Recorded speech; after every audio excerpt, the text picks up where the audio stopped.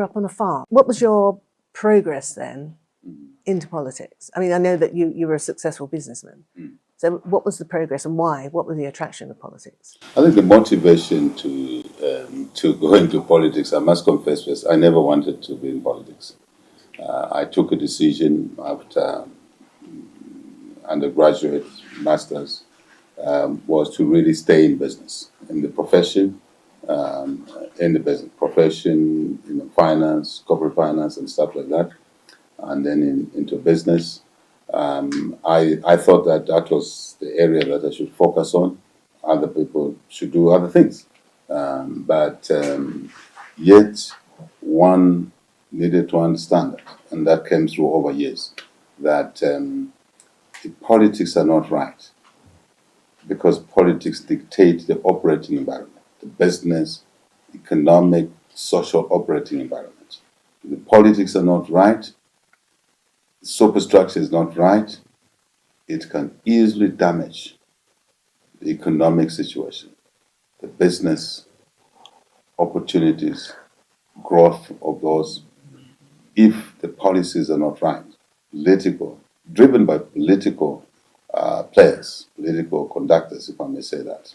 So I think it's that realization that, although there was no real interest in the political mainstream, but that we needed to have a leadership, political leadership, that to basically have policies that promote economic growth, investment, trade, which are essential for supporting the social side of society, so to say. And I think it was from there that we felt, I think we should get involved in the politics. So the motivation always was to drive economic growth, which will create job opportunities, business opportunities, treasury income to support the weak, the sick, the old, the retired, and those that need support in society. That was the motivation. What about the differences then from being an opposition leader and electioneering to getting the top job, to becoming president? What's the difference? And did you anticipate what the challenges would be? We knew the state of the economy. The economy had collapsed to a negative growth of minus 2.8% GDP growth per year. We knew that we were in debt distress. We defaulted in 2020. We knew that basically we're not creating opportunities in the economy. We knew that the mining sector had gone down. Absolutely knew. And in our manifesto, in our, if you like, offering to the people of Zambia, we acknowledged these issues. And that when we took office, when Zambians elected us into office, we would go straight to deal with these issues. So that's why we had the program for debt restructuring. Prior to taking over office, took office straight into it. And that's why we've been able to achieve the debt restructuring. Took longer, lost us time, valuable time to rebuild, towards rebuilding the economy. We worked straight on restoring the mining sector, which had been damaged, and many other sectors. Then what we didn't foresee, first, COVID. Sure. We went into office in a COVID environment, something new, something not quite understood properly. Lost a lot of people, distracted, work processes were slowed down, as you know. Then we settled down with that. We have the West Drought in living memory. Never planned for it, but we had to work to deal with those unplanned events. I think it's part of the challenges that leadership has. So I think we had a little more difficulties than we anticipated because of those unforeseen circumstances. And also the slowness in getting the debt restructuring, despite our incredible efforts to get that out of the window. It took us 3 years. So the multilateral process, the G20 common framework, was slow. We made our point very clear. But we soldiered on and achieved what we've achieved. 95% of our debt has been restored. And this has given us the headroom. And the positive effect of what we've been doing is seen in the economy growing, is seen in the mining sector rebounding, is seen in many sectors, tourism rebounding. Specific measures were taken. So the difference is that when you say you will do this, You must work to do what you say. But environment, circumstances change. You were elected as a reformist Absolutely. president. Yes. And yes, as you pointed out, economic diplomacy, I think, is the way it's described as your main thrust of policy. You successfully had most of your debt restructured last year, as you say. It took longer than perhaps you expected. And you're getting, what, a B plus from the IMF and the World Bank at the moment, with projected growth of perhaps 6%.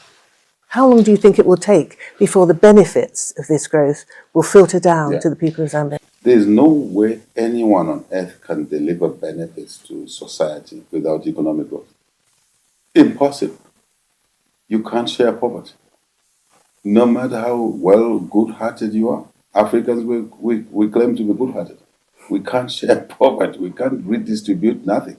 So it's a very important paradigm that leaders need to understand. In politics, in business, in the church, community leaders, that we need growth. We need investment. We need to do business, to trade, to generate revenues. When we've done that successfully, commercially, viably, we can support the children in what? Free education. Mind you, I'm now addressing the point you've made, that the growth is not visible. It is because since we introduced the free education policy when we came in, we brought back to school 2 million kids. Think for a moment. Without us delivering free education, what would have happened to those 2 million kids and their parents? Some of whom are double orphans. Some of whom are in the villages like I was. Some of whom are in the peri-urban, where life is difficult.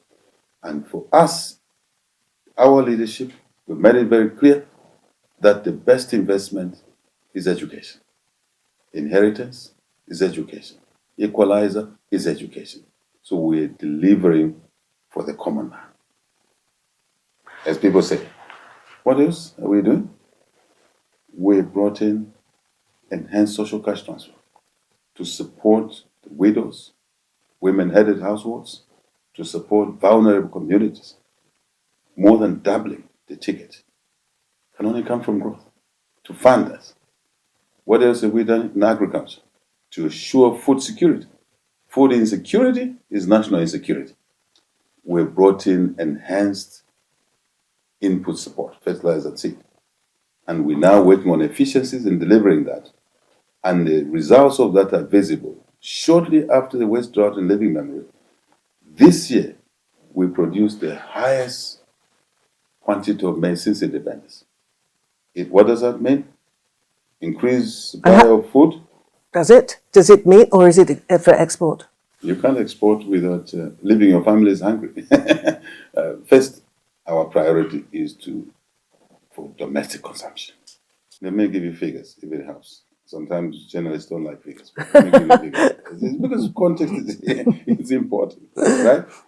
Our domestic staple food is maize, melamine, mishima. Our domestic consumption is 2.7 million tons. Human and animal consumption. This year, after the drought, we produced close to 4 million tons. Call it consumption 3 million tons. So what do we do with the million tons? We have to trade, isn't it? Neighbors need food. As we speak now, we are negotiating contracts to sell excess food, maize, to our neighboring countries, having secured the domestic consumption requirement, including anticipating, due to climate change, maybe another difficulties with our rain. Then we're moving into irrigation agriculture so that we can assure food security for the nation, number one. Excess is for sale. We are a government that sets targets. First time in the history of this government, setting targets, commercial targets, numbers. That target in the maize sector is 10 million tons. Well, that sounds very impressive. Yes. What can be done, therefore, to reduce the price of a 25-kilo bag of maize meal, which I think is going for about 200 kwacha right now, between 200 and 250 kwacha a bag? which is beyond the means of so many ordinary Zambians. During the drought, that price had gone to 300, 350, in some cases 400. Because of the supply side, which is how you solve problems. You don't solve problems by artificial injection of measures, which are not sustainable. Our approach is to produce more, push producer prices to commercial levels, viability, so that the farmer can make money. So tomorrow, next season, they'll plant again. And bingo, we have a surplus. Just from there. Now, when we have a surplus, it means supply outstrips demand. Then the prices are coming down. That's the reality. The prices are coming down. That is how we know how to solve that problem. A situation of shortage versus a situation where you increase availability and the prices begin to come down is the corrective economic formula, not otherwise. Anything you do otherwise is not sustainable. But we also see ourselves as God's gift in terms of our location, geolocation, land linked, and the agronomic conditions allow us to produce food, to be a food basket, not just for ourselves, but for the region.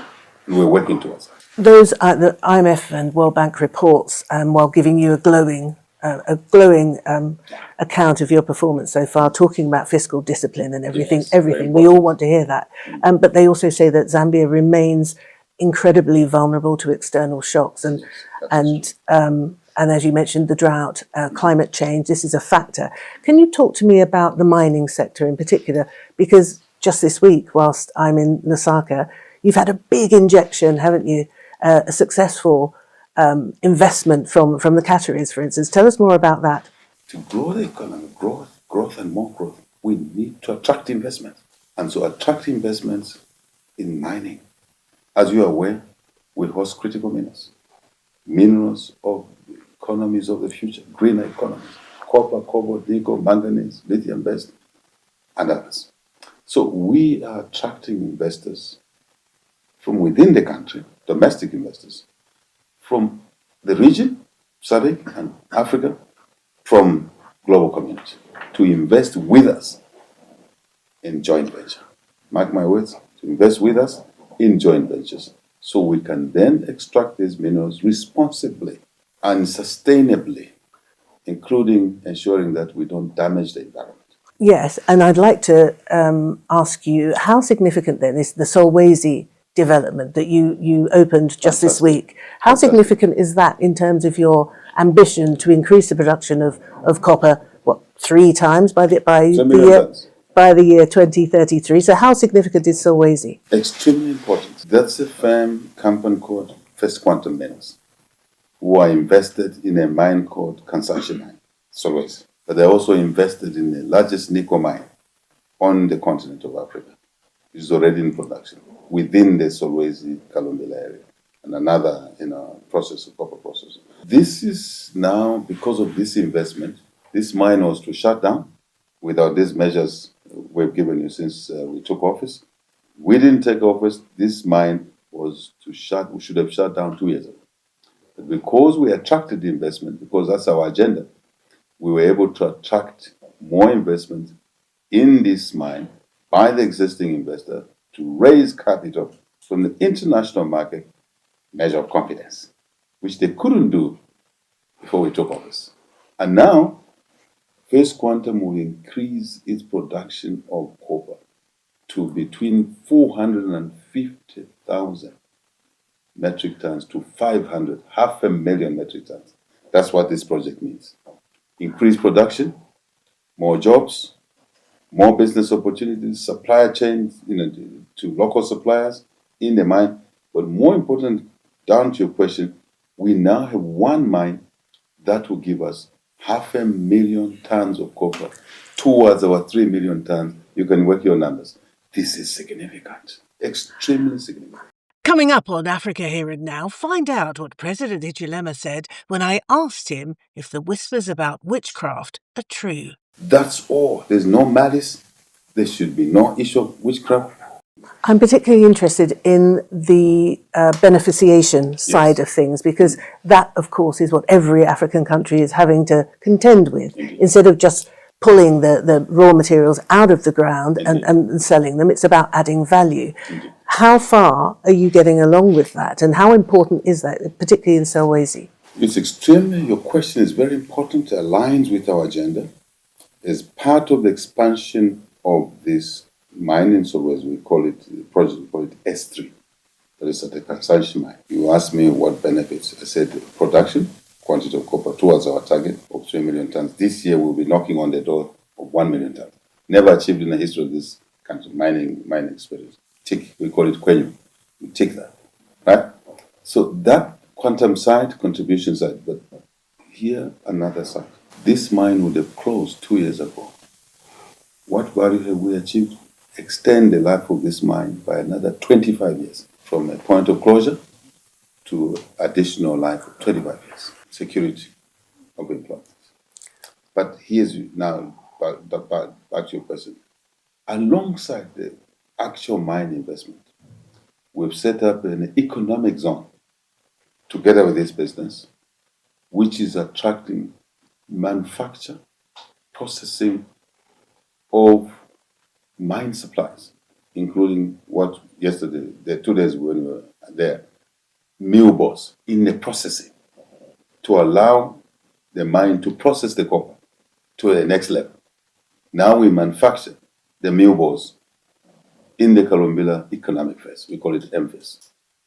Towards the answer towards your question, more value addition, which is our intention. So stage by stage, we're improving and increasing our value addition, not just on the copper, to lead to electric cables for these lights, which we are now manufacturing from the copper, some of it coming from this mine and other mines. Electric cables, armored cables, transformers. Now we are moving to another M phase in Chibombo, we call it Chibombo, where we are going to do, we're already doing normal vehicle batteries, but we're moving to do electric vehicle batteries. Value addition, more contribution to the economy, more jobs. This is our journey. It's not a one shot, it's a process. So I'm glad you raised this question, and it's very important to us, high on our agenda. It wasn't that long ago, was it, that the Trump administration was threatening tariffs of 50% on copper? Yeah. You kind of got away lightly, ending up with 15%. Lightly, I don't know, it's relative, isn't it? What did you do? What kind of diplomacy was involved in that? Have you accepted any of his criminals from the prisons that he's offloading on so many countries? No. How did you manage to get it down to 15%? No, we're not going that route. We're not going that route because we already have enough criminals around in our own systems. And remember, Zambia has been a host to the refugees that are in a situation of instability in the region for many years. We don't have to go that way. We have other avenues, other factors to consider in the negotiation process, such as what? That stability for investment, including American investments. In the mining space we're talking about, we have a joint venture with an American company called Cobalt, and we're investing $2 billion in a new mine called the Ngombe Project. And now, our argument is that American investor has been attracted by our policies since we formed government, and they've taken a decision, business decision, to take a risk to invest in this economy only because there are opportunities to be commercially successful. We produce this copper, we process to a level that we can. When we now sell it back to America, which needs the copper for greening the economy, they've slapped a duty on us. They're slapping a duty on their own product, making it uncompetitive. Higher cost. How? What's uncompetitiveness? Higher cost, landed cost in America. How does this help increased global trade and joint investment? No, it doesn't. I think those are the arguments we've been fronting, including the new issue on the travel restrictions, where Zambian travelers have to pay to put a guarantee of $15,000. That's not a small ticket for an ordinary person. So you're asking, how did we frame this? This is the way we frame it. That this is mutual business, mutual benefits. This is the economy now. Global economy is a global economy. It's a global village. Everybody trades with another. When we are challenged, maybe inequality in the terms of trade, balance of trade, we need to come to the table. We understand what the Americans are trying to do, what the Trump government is trying to do. We understand.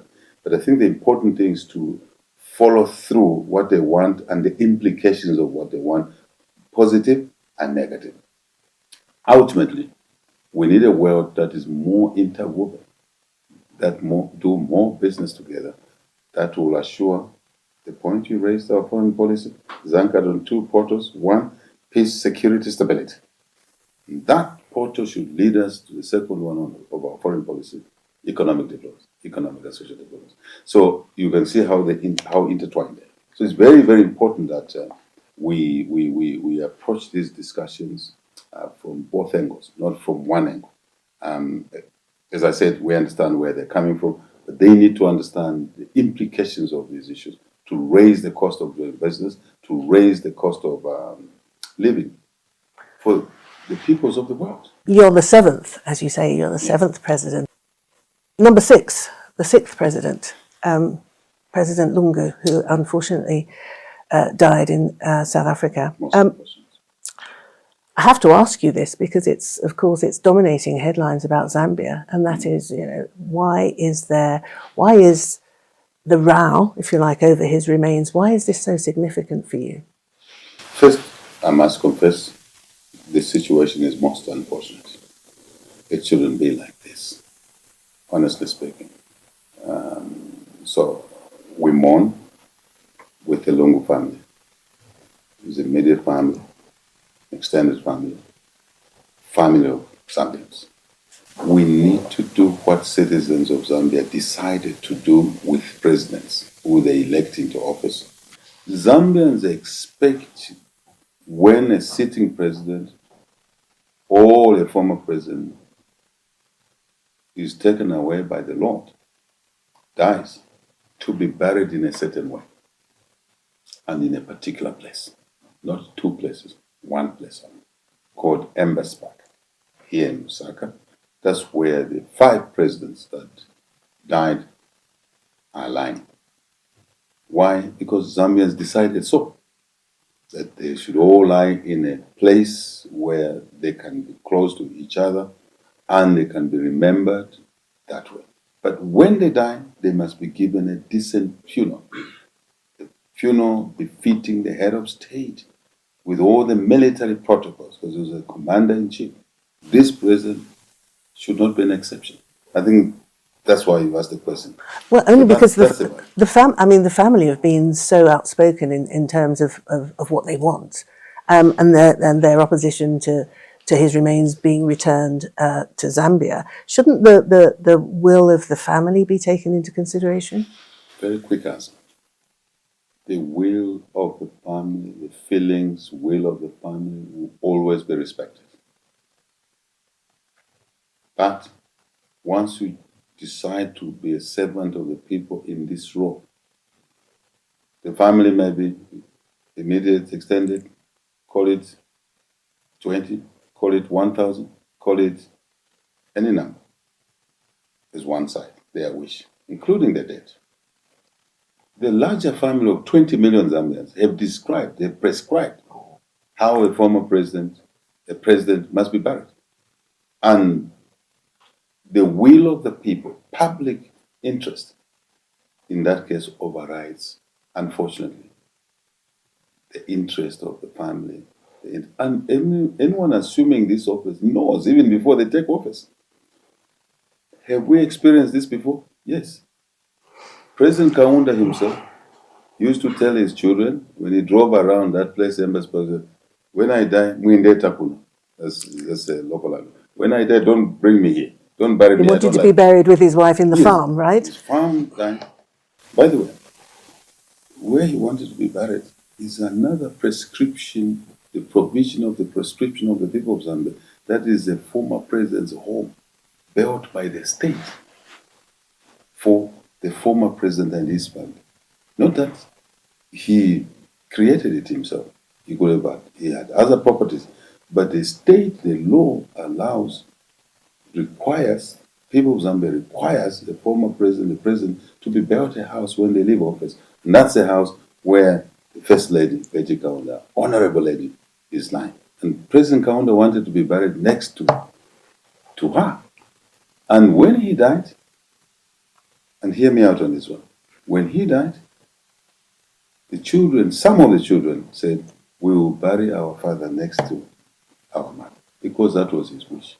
The state, under the presidency of President Lungu, who was then sitting president, said no, public interest. Yes, we know the old man wished that, we respect that, but he has to be buried at the Embassy Park, where the people of Zambia have decided. One of the children went to court and lost the matter in court here in Zambia. And as you know, the way law works, once a case goes to court and is decided, it becomes law. It's called case law. And KK, we call him, was buried at the Embassy Park. That son didn't even go to the burial. But the president then, President Lungu, said, if you want to come. If you don't want, it's okay, but we're going to bury our president. Because that's the wish of the people of Zambia. So the precedence has been set by practice, by culture, by law. And that is why the government won the court case in the High Court. It is along those arguments. So this is devoid of any disrespect, my dear colleague, is devoid of any malice by this government. We are only performing a duty entrusted to us by the 20 million Zambians in this particular space, with these particular issues. That is, I think, the answer. So we apologize that we're causing heartaches, to all of us, to family, to all of us, even the region and the global community now. They're having to listen to us debate this issue, which really should not be there. It doesn't reflect very well on Zambia outside. And how does it make you feel when there are allegations of witchcraft or muti involved in this? How does it make you feel? Very bad. Very bad. Extremely bad as a servant of the people of Zambia. First as an individual, then as a servant of the people of Zambia. I feel extremely bad that this debate is taking angles of delaying the respectful burial, of our sixth president, President Lungu. I feel very sad about it. But we're hoping that reason will prevail at some point. Because while the litigation goes on, we are negotiating. Because that's the right thing. Second, the issues that are coming out, such as voodoo, witchcraft. Personally, I don't believe in witchcraft. Never believed in witchcraft. As a person, as a family, as a Christian, I don't believe in witchcraft. But that now, such a subject shrouded in secrecy, can take a center stage, is regrettable. There is no witchcraft. There's only one who takes away life, who gives life. It's God. Now, to talk of witchcraft is regrettable. It shouldn't be there. Let's focus on the work at hand. Let's bury our sixth president with military honors as the five before him were buried. Let's bury him in the place that citizens have chosen. That's all. There's no malice. There should be no issue of witchcraft. What would one do with the dead? Honestly speaking, if you just stand back a little bit, what would one do with the dead? Couldn't you, as an alternative, just let it rest and get on? You've got an election a year from now, so Yes. you've got quite a lot on your plate. Yes. I think this is really important. Your question is very important. It's not about me. It's about respecting the wishes of those that put us in office. Who? The Zambian people. When the Zambian people take decisions, some are moral, some are customary, some are legal. The package of these decisions When we occupy public office, we must respect these decisions. Very important. So the issue of moving on is really moving on to do what? To go where? To focus on what? The election, first economic management delivery continues. We continue to do that. The preparation for elections continues to do that. Not disrupted by this issue. The elections will take place because it's embedded in the Constitution that on the second Thursday of August in the election year, 5-year cycle, there shall be a general election. But we must honor our obligation when we're in public office. Honor our obligation to who? To the people who elect us, the people of Zambia. So I really think this will come to an end soon, quicker than maybe many expect, because we've come to the end of the road. It has to be one way or the other. But really, the wishes of the Zambians, by practice, by conduct, by what has happened, by court litigation, which is now law, it must go one way. But we're also conscious of the feelings of the family, the concerns that they have. A number of those can be dealt with, should be dealt with after an honorable burial. And we're available to do that. But we're sorry about exposing the family, the country, the region, the world to this unfortunate situation. Still to come here at Africa Here and Now, I asked the President if he's a member of a secret society. I know what you're saying. This character has been defined in so many ways in my years in opposition, including being called things that I'm not. I've been told quite often that the current political situation in the country is pretty toxic. A lot of people are suggesting that Zambia is even moving towards authoritarianism. They cite things like the Public Order Act, which on the campaign trail you promised to do away with. The cybersecurity law, you also on the campaign trail, you said it was spying on citizens and you thought that needed to go as well. You haven't done those things that you promised. And a lot of people are calling you to order and saying there are many campaign pledges that have not been met. What would you say to those people? Okay. I hear you loud and clear. You're speaking for many voices. That's what media is. On the issue of promises, it doesn't need me to recount. But for the sake of this interview, we promised free education. Have we not delivered? We have. When? We promised an enhanced resource envelope at the local level through decentralization so that the local communities can decide their priorities. We've delivered an instrument called Constituency Development Plan. It is in our manifesto, as free education was. When we came, we said we would deliver $1 million equivalent of that resource envelope to the lowest level, away from the center, where decisions were made without recourse to the local level. We've more than delivered. We're now sitting on 1.2, let me call it in local currency. It was 1.6 million kwacha per constituency per year. It's now 36.1 million kwacha per constituency per year. And we've seen an explosion of delivery of local priorities, schools, to create more school space. Desks, kids used to sit on the floor, my dear friend. How can kids learn sitting on the floor? So now we have more classrooms built, tick. We have desks, kids sit on the desk, tick. We have water reticulation in the schools, tick. Building more clinics, health centers, closer to the people. That's what we said, tick.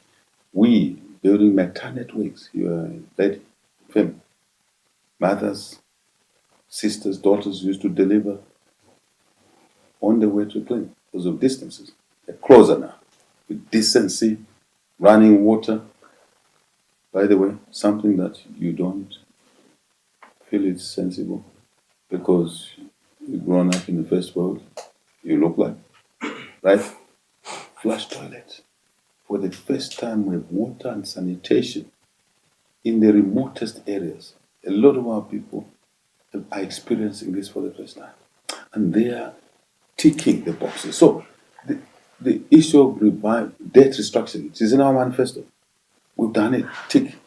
Just a little bit. Because this is a fundamental question. The issue of, if you like, mining revival. We've just been talking about this big project. Tick the box. So arguments will be there. There is political competition, mind you. So when people say we've delivered nothing. But on the aspect of governance, which is your question, anyone who lived in this country literally 4 years ago will tell you that it's a sea change. The rule of law is restored. There's lawlessness here in the streets. You've been in Lusaka for how long now? Not even a week. But 4 years ago, you would have had fights in the bus stops. You wouldn't have come to Lusaka without seeing fights in the markets. There's none of that. There's law and order. We've taken what we call cadres out of the public spaces. Abusive members of political parties, including our own political party. This freedom, this space now. One can say that if they've not been aware of what was there. Benchmarking must be said, what was it? What is it now? We've improved a lot. We can go on and say other things. The issue of the Public Order Act is in Parliament right now. The processes are going on. We've removed the death penalty. There was a death penalty. And the first president here to sign the removal statute of the death penalty. I've removed what we call the criminal defamation of the president. That's why you see a lot of insults on this guy. I don't even pay attention to it. Focus on the nitty, they work at that. Willingly removed that so that we don't have to prosecute citizens because of that's cyber. It's important. The cyberspace is a space of criminality if it's not used properly, isn't it? Money is being stolen through the cyberspace from innocent citizens, including big numbers in the banks. What else? Morals are being damaged.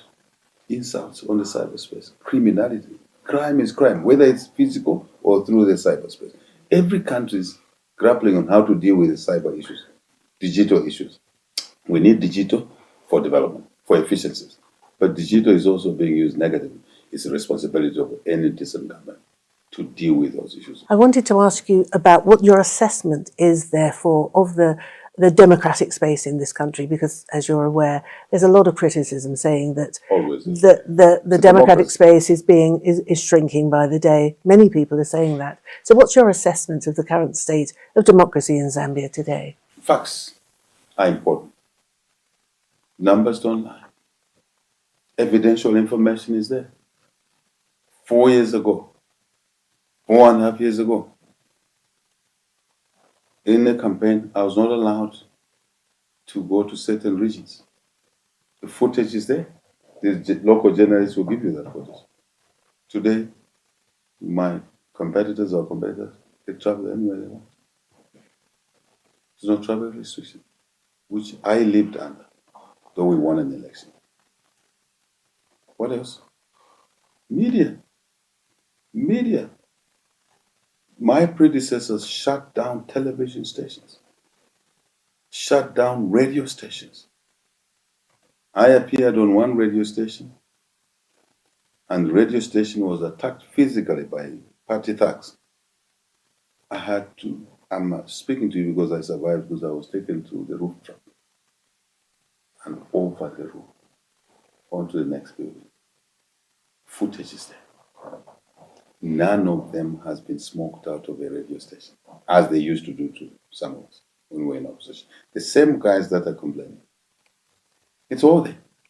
You were actually imprisoned, weren't you? 15 times. 15 times. I was put in, the last one was for treason, on an account of a so-called traffic accident. Or not even an accident, traffic offense, let's call it that. Turned out treason, I was put in maximum prison. Right? If truly there was an offense there, traffic offense, would you arrest the driver or the passenger? Honestly, I was the passenger. My driver was not even called in for a police interview.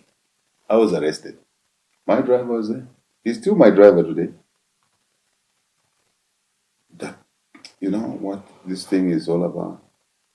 It is abuse of the media space to say things people want to say, but facts are there. So there is nothing of any sort of comparison. What was happening before? What is happening now? The reason you hear these things now is because it's democratic space. There is a media space.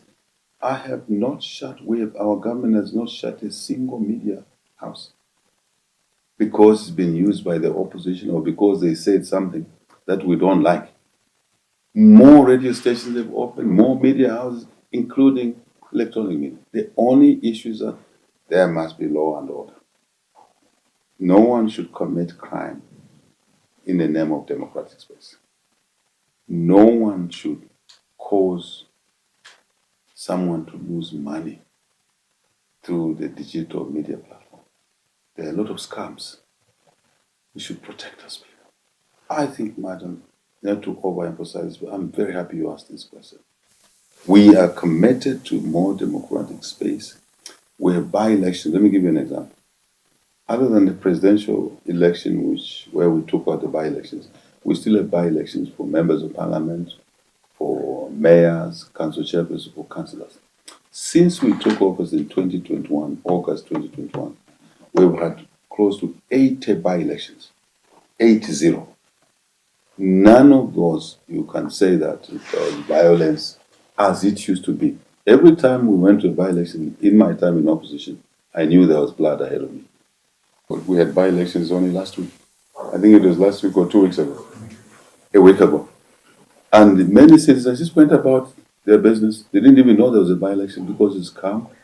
And we won the election by 64% in an election area which was heavily opposition, where I was not allowed to pass through to campaign or refuel my vehicles at a filling station in a place called Mpika, where the by-election was. You see, the colleagues that say those things really must work hard to say things the way they are. So we have an election a year from now, Yes. Exactly. Yes. Yes. What are you saying? What are you going to offer to the people of Kitwe, the 700,000 or so people who've been affected by this toxic spill from the mine, their livelihoods have been impacted negatively, and in fact their health? A lot of them are having a lot of sickness as a result of heavy metal poisoning. What can you say to them about enforcement of the regulations on the mining companies?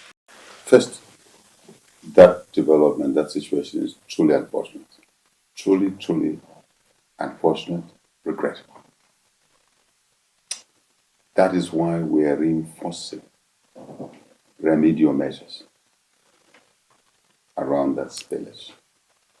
That is why we are following the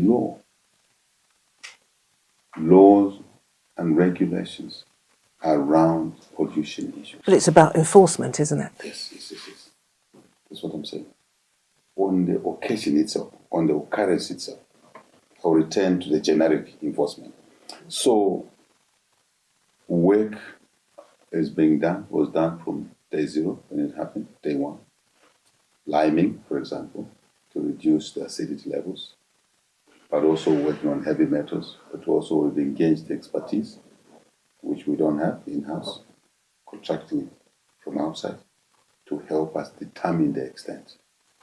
But so far, the water which was not fit for human consumption along the line, being tested every now and then, we're told scientifically, it is now being obstructed for treatment plants.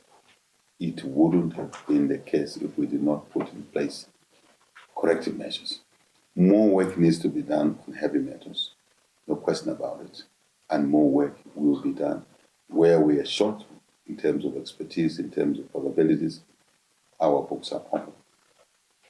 But generically now, we are reinforcing the point of making sure that all mining is legal.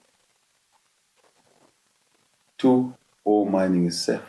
We should not pollute our water bodies. We need that water for human consumption, for agricultural production. As it were, irrigation is important to us, given climate change, so we can assure food security. Number 2, safe mining. Number 3, by the way, when I say, Madam, safe mining, it's not just a pollution issue. It's also illegal mining where young people are going extracting metal there in an unsafe environment. So that encompasses that. Number 3, we want to formalize our trade. Gold, for example, which is a new find, lots of it in our country. We have a situation where countries who trade with us are reporting that they buy gold worth $1 billion from Zambia. We're only reporting less than 200 million. The difference of 800 million means it's illegal trade. That doesn't work in our agenda of economic growth. That money must work in the formal system. Number 4 is security. Mining areas can turn out to be like Eastern DRC. You know what I mean? Yes. We don't want our country to get in. So we're enforcing security measures so that a resource which should help growth and create business opportunities and revenues for our people, including young people, should not become a gun-blazing area. Executions, that sort of stuff. These are 4 parameters. And we're working very hard where we need to reinforce the law, we're doing that. Regulations, we're doing that. Where we need expertise, we're doing that. So I think there's a tender which is just closed now to bring more expertise to help us on the pollution issue. But we must at the same time not be alarmists to say things that are not exactly what they are, because that's frightening communities. Mine accidents happen. In 1972, you can correct me, or 73, we had a terrible, these are young boys, we had a terrible mine accident in Mufrela, right? And there we lost a lot of lives under President Kaunda. But the nation rallied together to deal with that problem. The nation must rally together on this accident. Often at ceremonial events, you wear white gloves. Why do you wear white gloves? British traditions. Ceremony. If you check, ceremonial opening of Parliament, it will happen, the session of Parliament. I'm supposed to go in a saloon car of a certain time and color. And besides, is a horse carriage. It's British heritage, colonial heritage, which should we continue with it? Should we not? It's not questions for me to ask. So we still have tradition. I'll give you another example. Our legal system is an English legal system, Commonwealth legal system. Can this be... This is the governor's house, exactly. Right? Exactly. So you're smart. This is the governor's house. And there's no need to build a new state house. Spend money on consumption. This government, this president wants to spend money on investment expenditure, not consumption expenditure. This house is okay, it's old. It's not a flamboyant state house, like maybe you've gone to other African countries, huge, elaborate, but it works. And when the economy gets to a certain level, we will look at adding more things to this state, as President Kaunda did. Remember, this was actually the house, colonial governor's house. You can see the fireplace. This was the house. But then President Kaunda, over time, he then built a president's house within the compound, and this became an office with a few, additions here and there. So, tradition, heritage. So there's nothing spectacular. Some people think it's some mystery. They even call my gloves, who is going to be fired today? I'll be wearing gloves just after this interview, because I'm swearing in. So you're not a member of a secret group? No, a deputy Air Force commander. I'm letting you in just after this. So I wear gloves. It's not a secret society or what. He's a lawyer. Have you seen how lawyers go to court in this country? They wear everything. Even when it's hot, they cover themselves and wear. It's British. So are they members of a secret society? No. I know what you're saying. This character has been defined in so many ways in my years in opposition, including being called things that I'm not. So it comes with the territory. I wish the environment would be cleaner than making those allegations, which are not true. But there you are. Nothing's secret, nothing, nothing, zero. Mr. President, thank you very much. Thank you. Very good. What a wonderful way to start Africa Here and Now's 5th season. We recorded that interview on August the 21st. Remember to subscribe and share our YouTube channel. You can find all our past episodes on the website africahereandnow.com. We're also available on the major audio platforms. Follow us on the socials. I'm at